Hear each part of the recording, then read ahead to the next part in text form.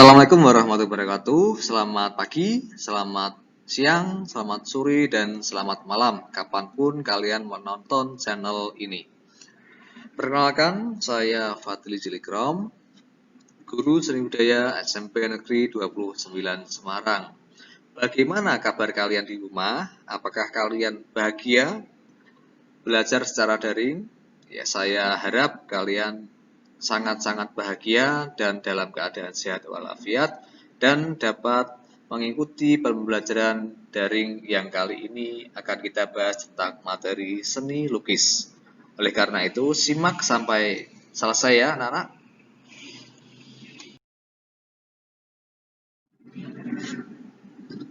Baik anak-anak, kita bahas untuk kompetensi dasar.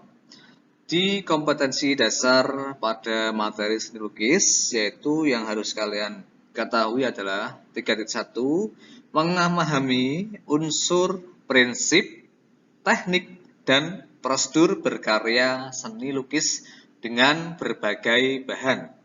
Kemudian 4.1, membuat karya seni lukis dengan berbagai bahan dan teknik. Nah, ini yang akan kalian dapatkan pada materi seni lukis ya. Jadi ada satu aspek teori dan 2 praktek. Nah, tentang teori yang dijabarkan pada 3.1 ini, kalian nanti akan diajarkan tentang konsep dan prosedurnya. Kemudian keempat adalah tentang pembuatan karya, bagaimana cara praktek dan lain sebagainya. Oke anak-anak, silakan bisa disimak sampai selesai.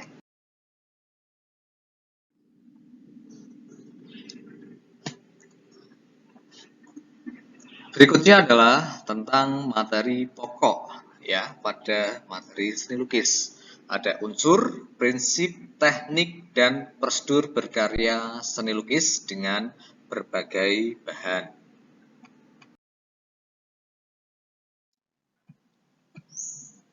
Kemudian tujuan. 1. Menjelaskan pengertian seni lukis. 2. Mengkategorisasikan objek, aliran, dan media seni lukis. 3. Menganalisis unsur, prinsip, teknik, dan prosedur melukis. 4. Menyimpulkan materi terkait seni lukis. 5. Berkarya seni lukis. Baik anak-anak, untuk yang pertama adalah pengertian seni lukis ya. Pengertian seni lukis di sini akan dibahas menurut beberapa ahli ya. Ada satu dari Ensiklopedia Nasional Indonesia yang mengartikan keahlian ekspresi ide-ide dalam pemikiran estetika, termasuk mewujudkan kemampuan serta imajinasi penciptaan benda. Suasana yang mampu menimbulkan rasa indah. Itu ya, yang pertama. Kemudian yang kedua adalah dari Sudarso yang mengartikan seni lukis merupakan cabang dari seni rupa yang cara pengungkapannya diwujudkan melalui karya 2 dimensional, di mana unsur-unsur pokok dalam karya 2 dimensi adalah garis dan warna. Kemudian yang terakhir ada dari Hari Sulastianto. Seni lukis ialah cabang seni rupa murni yang berwujud 2 dimensi, biasanya dilakukan di atas kanvas dengan menggunakan cat minyak atau cat akrilik.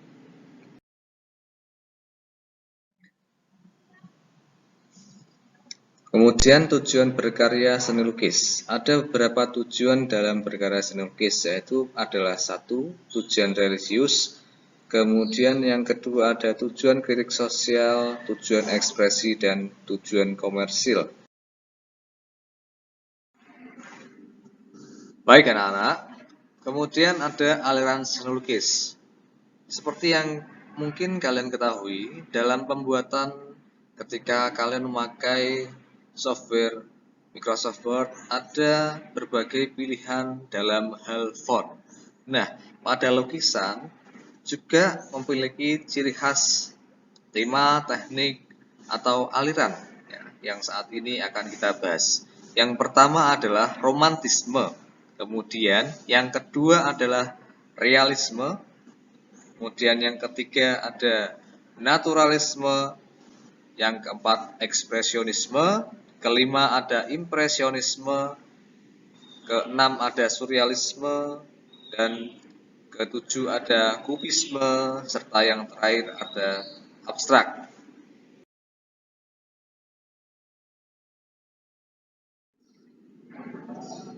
Baik anak-anak, yang pertama adalah aliran romantisme. Aliran ini adalah aliran yang melukiskan cerita, peristiwa dahsyat, dan dramatis. Nah, lukisan ini mengutamakan dramatisasi suatu peristiwa, ya, tentang cerita-cerita yang romantis, dahsyat, dan pelukis yang terkenal pada aliran ini antara lain adalah Raden Saleh dari Indonesia, dan kemudian dari luar negeri ada Francisco Goya dan lainnya.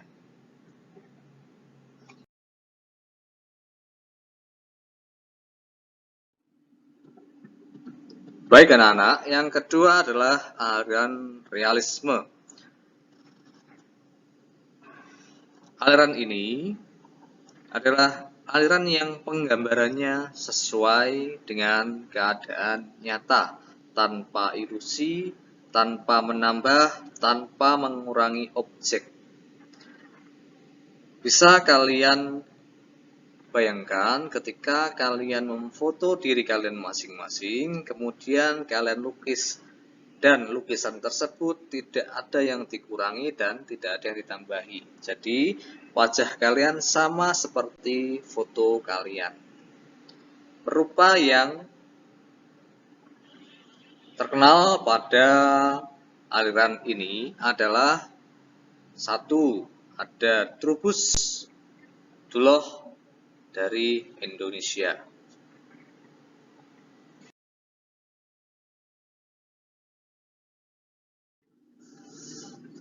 Baik anak-anak, kemudian untuk selanjutnya adalah aliran naturalisme. Aliran ini adalah aliran seni rupa yang penggambarannya alami atau sesuai dengan keadaan alam, melukiskan segala sesuatu dengan alam nyata, sehingga perbandingan perspektif, tekstur, ataupun warna serta gelap terang dibuat dengan seteliti mungkin. Pelukis yang terkenal dengan aliran ini adalah satu, Basuki Abdullah dari Indonesia, ada Claude dari luar negeri, dan lain-lain.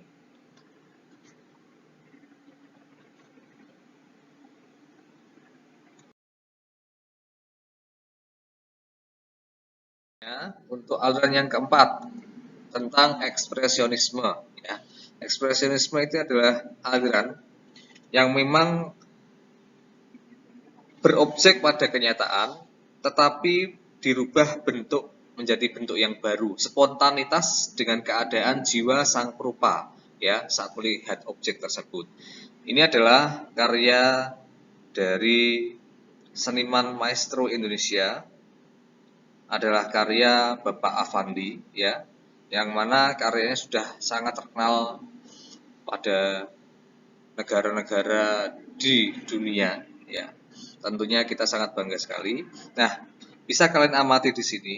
Ini adalah potret Affandi sendiri, tetapi dengan dirubah menurut keadaan jiwa sang seniman, ya, spontanitas.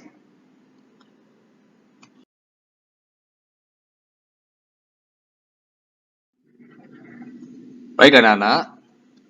Kemudian ada aliran impresionisme. Aliran seni rupa yang penggambarannya sesuai dengan kesan saat objek tersebut dilukis oleh seniman. Perupa atau seniman yang terkenal dalam aliran ini ada Claudio Monet, ada Sujoyono dari Indonesia, dan Claude Monet tadi dari luar negeri.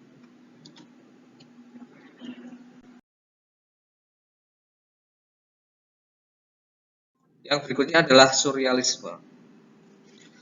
Nah, surrealisme juga sama, ya, hampir satu ranah dengan ekspresionisme, impresionisme. Pada aliran ini tidak menangkap kenyataan, ya. Jadi tidak sesuai dengan keadaan alam yang nyata, tetapi seperti dalam imajinasi ketika kalian bermimpi, bersifat tidak rasional. Kalian bisa melihat di sini, ini adalah tampak wajah seseorang ya, yang berada di bawah, dan kemudian ada objek-objek wayang di atas. Ya.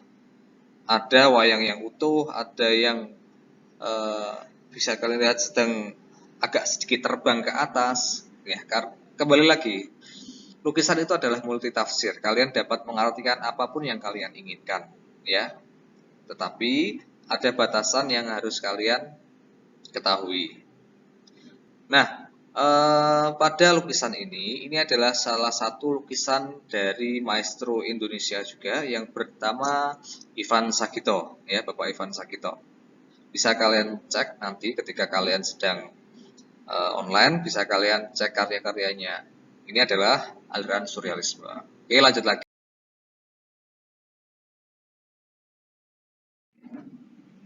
Baik, yang ketujuh adalah aliran kubisme.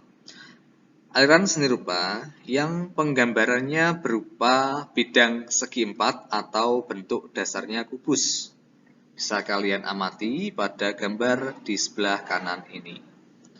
Pelukis yang beraliran ini adalah Pablo Picasso yang berasal dari luar negeri, kemudian dalam negeri ada Fajar Siddiq dan Mochtar Abin.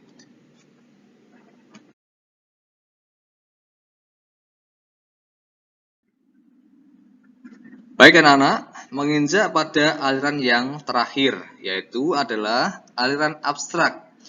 Aliran ini, aliran yang tidak berbentuk atau tidak menyerupai bentuk apapun, dihasilkan dengan proses luapan spontanitas emosi sang seniman yang diaplikasikan pada media kanvas atau lainnya. Nah, bisa kalian lihat pada layar sebelah kiri, itu adalah contoh karya abstrak.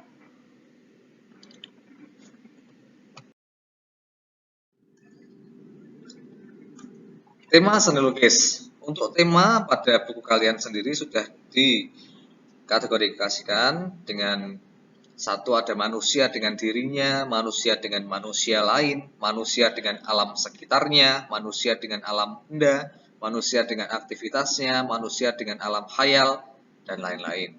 Nah, untuk lukisan, sebetulnya ini adalah untuk mempermudah kalian memilih tema. Nah, ketika kalian ingin membuat tema yang lain, dipersilakan sesuai keinginan sang perupa, sang seniman. Bebas ya, tidak harus seperti yang ada di sini. Ya, ini hanya penggambaran saja untuk kalian supaya lebih dimudahkan. Kemudian, alat dan bahan seni lukis. Alat dan bahan seni lukis, satu, ada pastel, pensil, kapur, krayon, cat pewarna ada cat air, cat minyak, dan cat akrilik. Kuas, pisau palet, kanvas, dan lain-lain. Ya, mungkin dalam hal ini kalian bisa lebih nyaman pada media atau alat dan bahan yang lain, itu bisa ditambahkan sendiri. Ya. Nah, Mawati akan kupas satu persatu untuk alat dan bahan ini supaya kalian lebih jelas ya mana yang lebih direkomendasikan untuk melukis. Kita bahas tentang pastel, kapur, dan krayon lebih dahulu. Nah, pastel, kapur, dan krayon karena seni lukis lebih mengarah kepada bahan yang basah ya atau media basah. Nah, untuk pastel itu lebih mudah, kapur dan krayon. Tiga alat ini itu adalah untuk mempermudah ketika kalian mensketsa awal. Karena kalau memakai pensil atau spidol atau yang lain, misalkan ballpoint, itu bisa merusak kanvas ya, satu. Dan kemudian ketika sudah dicat, pensil, kemudian ballpoint dan spidol itu akan ketara ya. Ketika ditumpuk pun susah untuk dihilangkan. Tapi jika memakai pastel, krayon, dan kapur, itu dia akan tercampur oleh cat yang dikuaskan. Nah, itu sekelumit masalah. Jadi rekomendasi untuk ketika kalian memakai cat minyak, bisa memakai krayon pastel. Tetapi jika kalian memakai cat akrilik atau cat air, cat poster, bisa memakai kapur. Kapur berwarna lebih baik. Karena kalau kapur putih tidak terlalu kelihatan. Jika kanvas kalian berwarna gelap, boleh memakai kapur yang berwarna putih. Tetapi kalau kanvas memang rata-rata adalah putih, jadi lebih direkomendasikan memakai kapur yang berwarna. Oke. Selanjutnya, cat pewarna. Ada beberapa macam di sini ya, yang mungkin kalian sudah pernah memakai pada kelas 7 dan kelas 8. Ada cat air, cat poster, cat minyak, dan cat akrilik. Untuk cat air sendiri itu adalah cat yang lebih bersifat transparan ya. Kalau untuk di kanvas tidak direkomendasikan. Tetapi kalau kalian memang nyaman dengan cat ini, silakan, tidak masalah ya. Karena ketika cat air itu kering ya, sudah dikering ya, kalian sudah membuat lukisan dan kering, ketika ada tetesan air itu akan dapat tercampur lagi. Ya, itu tidak enaknya di situ kalau cat air. Tetapi kalau cat poster, cat minyak, cat akrilik tidak ya, aman. Cat poster lebih bersifat pekat dan menutup. Pengiriman juga cepat, ketika sudah kering tidak akan tercampur dengan air. Kemudian cat minyak. Cat minyak ini adalah idola ya ketika zaman dahulu sebelum ada cat akrilik. Cat minyak itu dia tahan lama satu, kemudian sifatnya pekat dan menutup ya. Tetapi ada beberapa minus juga ya. Ketika cat minyak itu satu membutuhkan pengeringannya lama dibandingkan cat akrilik. Kemudian kalian harus membeli cat pengencernya ya. Jadi kalau kalian beli cat akrilik, cat poster, cukup kalian bawa air putih saja atau kalian isi pada keran-keran dekat-dekat sekolah bisa. Tetapi kalau cat minyak harus membeli cat pengencer minyaknya, beli cat oil atau lainnya. Jadi untuk ekonomisnya cat minyak pada pembelajaran tidak dianjurkan karena kita berburu dengan waktu. Tetapi kalau untuk kualitas cat minyak dan cat akrilik ada rekomendasi yang utama. Kemudian kita bahas yang terakhir adalah cat akrilik. Cat akrilik lebih bersifat pekat, menutup juga ya. Kemudian lukisan akrilik juga bertahan lama ya. Nah, berbeda dengan cat minyak, cat akrilik baunya tidak terlalu menyengat dan pengeringannya cepat. Nah, ketika kalian tanya pada 4 cat warna ini, yang paling menarik adalah cat minyak dan cat akrilik. Untuk pelukis yang dia lebih ke arah realisme ya atau hiperrealisme ya, hiperrealisme berarti seperti foto kalah ya.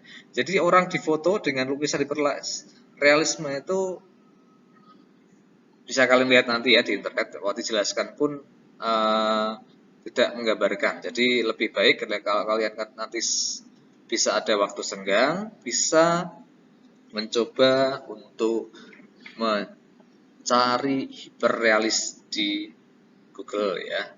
Nah, itu pada cat. Jadi rekomendasinya adalah 2 cat ini. Tetapi kalau untuk pembelajaran Pak Wadli bisa menekankan pada 2 cat ya, cat poster dan cat akrilik. Itu. Kemudian selanjutnya silakan disimak ulang. Macam kuas. Nah, kuas di sini memiliki peran yang sangat penting terhadap hasil lukisan yang diinginkan. Kadang kuas ini dianggap sebelah mata ya, tidak terlalu diutamakan. Padahal kuas inilah yang nantinya berperan besar untuk lukisan kalian sendiri ya. Nah, kita lihat pada sisi kanan. Di sini ada kuas yang lancip, ada kuas yang melebar ya. Nah, ini pun penggunaannya berbeda-beda. Kemudian ketika kalian memakai cat minyak lebih pada kuas yang melebar ya, seperti ini. Kemudian cat akrilik, cat air, cat cat poster itu lebih kepada karakternya adalah kuas yang lancip, tapi tidak diharuskan seperti itu. Bisa cat minyak memakai kuas yang lancip, tergantung objek nantinya, apakah itu objek untuk pendetailan dan lain sebagainya. Nah, kuas yang baik, silakan kalian bisa melihat bulunya halus tidak, kemudian kuas ini rontok atau tidak. Untuk sekitar harga kuas yang lumayan itu bisa dimulai dengan harga 6.000 ke atas ya. Kalau kuas itu harga 2.000 itu bisa dipakai, tetapi memang menyulitkan kalian. Kadang untuk dibuat melukis garis lurus itu dia ada satu bulu yang keluar offset ya, jadi membuat lukisan kalian jadi tidak rapi. Nah, itu dari kuas. Kemudian prosedur berkarya seni lukis ya, satu adalah memunculkan gagasan kalian, kemudian menggunakan objek atau lainnya ya yang kalian inginkan untuk mempermudah kalian pada aktivitas berkarya. Kemudian setelah kalian menemukan objek adalah media, kalian memakai media apa saja ya. Dan selanjutnya adalah teknik. Teknik di sini bisa kalian aplikasikan tentang teknik-teknik pada melukis. Kemudian setelah teknik tadi adalah sketsa awal. Sketsa awal menggunakan yang Wawati tadi bahas ya, bisa kalau melukis memakai cat akrilik, bisa menggunakan kapur berwarna. Atau kalau kalian memakai cat minyak, bisa menggunakan rayon atau pastel. Nah, setelah selesai mensketsa, kalau kalian mempunyai background yang dengan bidang yang besar, silakan bisa mewarnai background dulu ya. Kemudian menyempitkan ke objek. Nah, setelah pewarnaan adalah detailing ya, detailing. Karena di karya itu kalau kalian hanya satu kali gores itu pendetailannya kurang ya. Jadi ketika kering nanti didetailkan lagi, didetailkan lagi, didetailkan lagi. Kemudian tahap akhir ada finishing. Finishing bisa kalian pakai untuk mempertahankan kualitas karya kalian ya, untuk mempertahankan menjadi lebih lama. Jadi umur karya kalian panjang ya. Nah, itu prosedur berkarya lukis.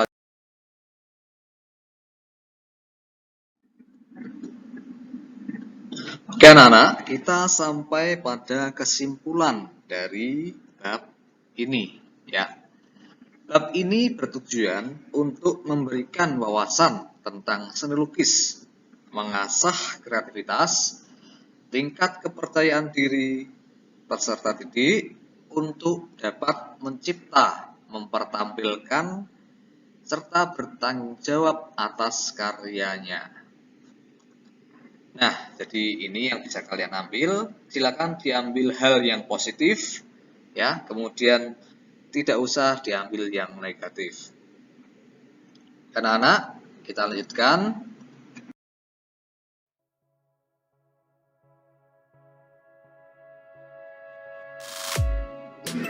Oke, terima kasih anak-anak. Sampai pada akhir pertemuan pada materi ini. Saya rasa sekian perjumpaan kita pada materi kali ini. Semoga kalian memahami, dan jika kalian ada yang ingin ditanyakan bisa langsung WA Wawati atau menghubungi lewat komentar di bawah ini atau lainnya.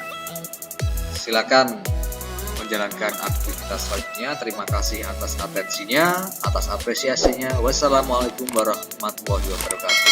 Salam sehat, salam budaya.